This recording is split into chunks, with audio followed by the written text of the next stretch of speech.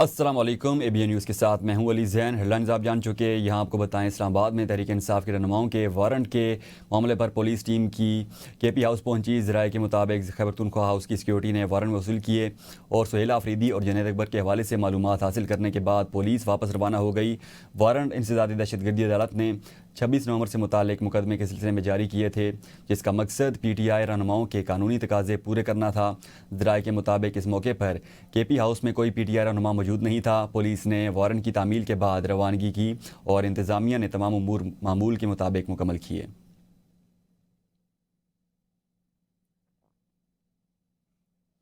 وفاقی کابینہ کا آج اجلاس طلب 27ویں آئینی ترمیم کے مسودے کی منظوری متوقع۔ سینٹ اور قومی اسمبلی کے اجلاس بھی آج ہوں گے۔ 27ویں آئینی ترمیم ایجنڈے میں شامل نہیں۔ سینٹ اجلاس کے ضمنی ایجنڈے میں کل 27ویں آئینی ترمیم پیش کیے جانے کا امکان۔ ترمیم کی شقوں پر غور کے لیے مشترکہ پارلیمانی کمیٹی بنانے کا فیصلہ۔ سینٹ کا ایوان ترمیم پر غور کے لیے قومی اسمبلی کے ساتھ مشترکہ کمیٹی کی منظوری دے گا۔ چیئرمین سینٹ کمیٹی کے لیے اسپیکر قومی اسمبلی سے نام لیں گے۔ مشترکہ پارلیمانی کمیٹی کی صدارت فاروق اشنائے کریں گے۔ پارلیمانی کمیٹی کو 27ویں ترمیم پر غور کے لیے 2 دن کا وقت دیا جائے گا۔ پارلیمانی کمیٹی کے اجلاس ہفتہ اور اتوار کو بھی ہوں گے۔ 10 نومبر کو سینٹ میں پارلیمانی کمیٹی کی رپورٹ پیشی ہوگی۔ سینٹ 10 یا 11 نومبر کو آئینی ترمیم کی منظوری دے گی۔ اسی روز ترمیم قومی اسمبلی میں پیش کر دی جائے گی۔ قومی اسمبلی بحث کے بعد 12 یا 13 نومبر کو ترمیم منظور کر لے گی۔ ترمیم میں آئینی بینچ کی جگہ 9 رکنی عدالت قائم کرنے کی تجویز۔ چیف الیکشن کمشنر کے تقرر پر ڈیڈ لاک کی صورت میں معاملہ سپریم جوڈیشل کونسل کے سپرد کیا جائے گا۔ تعلیم اور صحت کے شعبے میں وفاق کو دینے پر اتفاق رائے پیدا کیا جائے گا۔ پیپلز پارٹی کی سینٹرل ایگزیکٹو کمیٹی کا اجلاس۔ ذرائع کے مطابق اجلاس میں 27ویں آئینی ترمیم کے معاملے پر تفصیلی بجٹ۔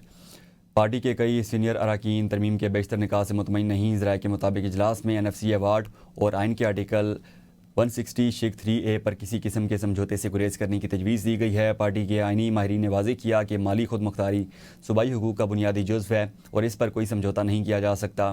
ذرائع کا کہنا ہے کہ پیپلز پارٹی کے بیشتر اراکین 18ویں آئینی ترمیم میں کسی قسم کی تبدیلی کے حامی نہیں، جبکہ اجلاس میں ترمیمی عمل پر پارٹی کے موقف کو حتمی شکل دینے پر غور جاری ہے۔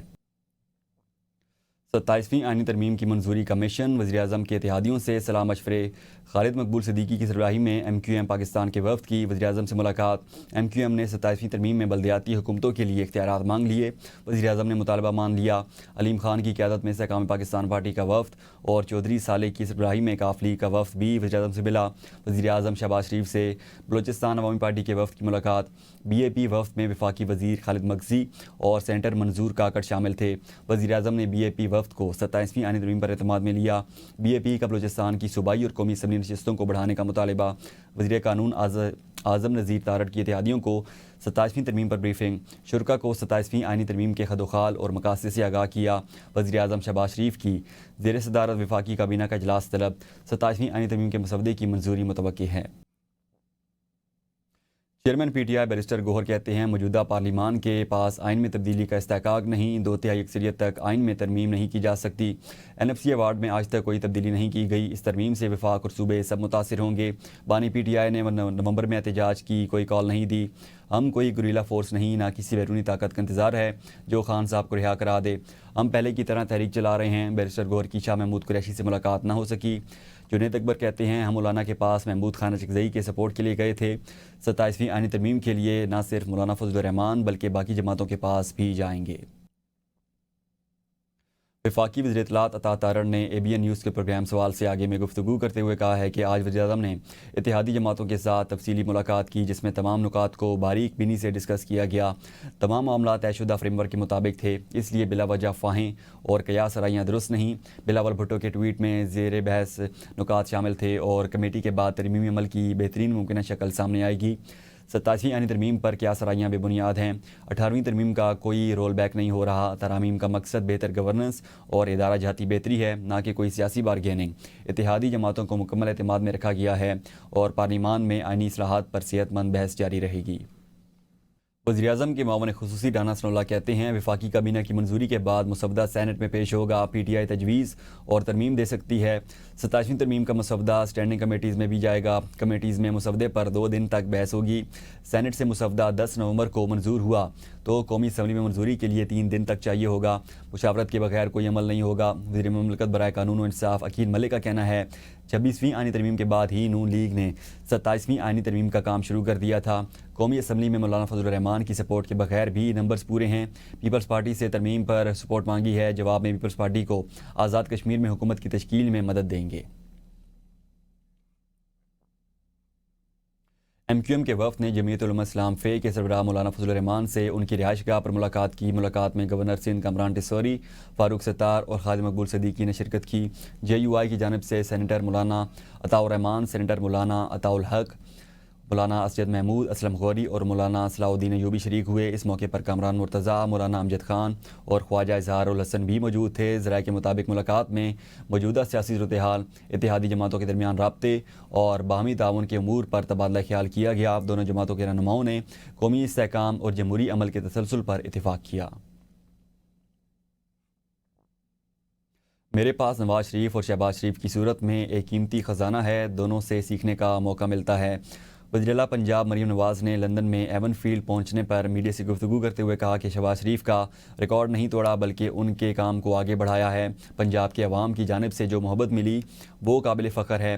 فیلڈ مارشل سید عاصم منیر کی قیادت میں حاصل ہونے والی کامیابی کا کریڈٹ پوری فوج کو جاتا ہے۔ جنرل عاصم منیر نے زبردست لیڈرشپ فراہم کی اور اب پوری دنیا پاکستان کی بات کو سن رہی ہے۔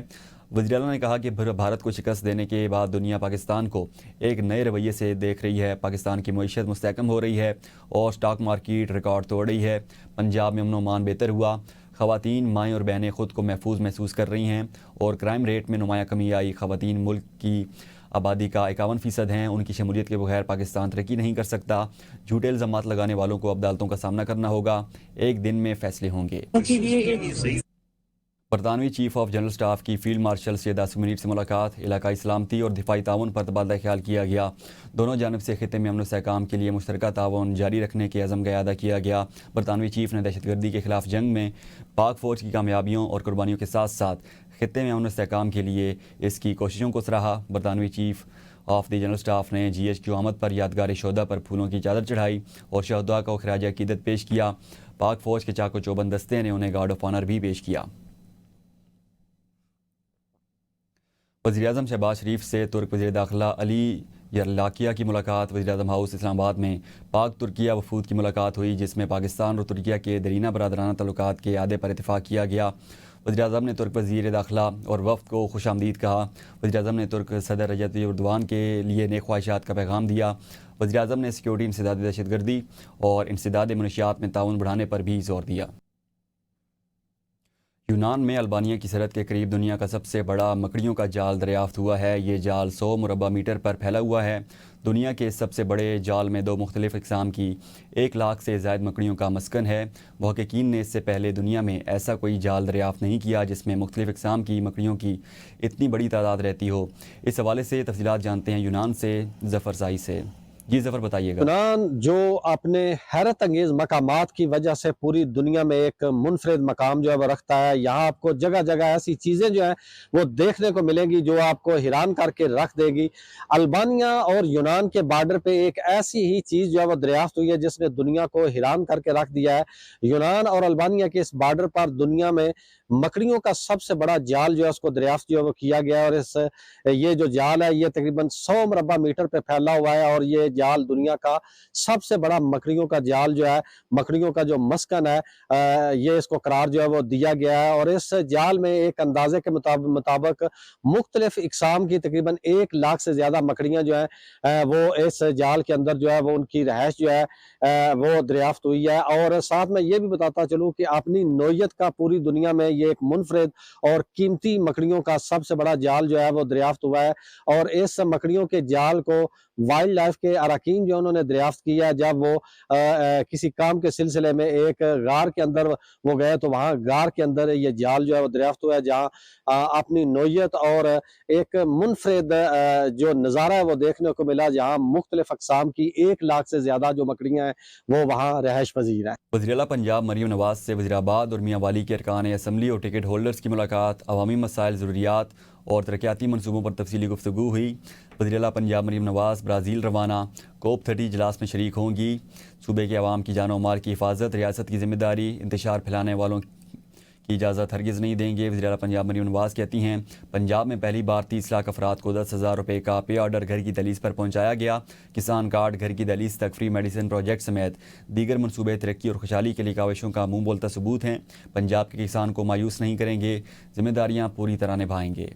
وزیر اعلیٰ کے پی کے سہیل آفریدی کو 5ویں مرتبہ بھی بانی پی ٹی آئی سے ملاقات کی اجازت نہ مل سکی۔ داغل ناکے سے ہی واپس روانہ ہو گئے۔ وزیر اعلیٰ کے پی کے سہیل آفریدی سرکاری پروٹوکول کے ساتھ اڈیالہ جیل داغل ناکے پہنچے تو پولیس نے روک لیا۔ سہیل آفریدی کے ہمراہ پی ٹی آئی کے دیگر رہنما بھی موجود تھے۔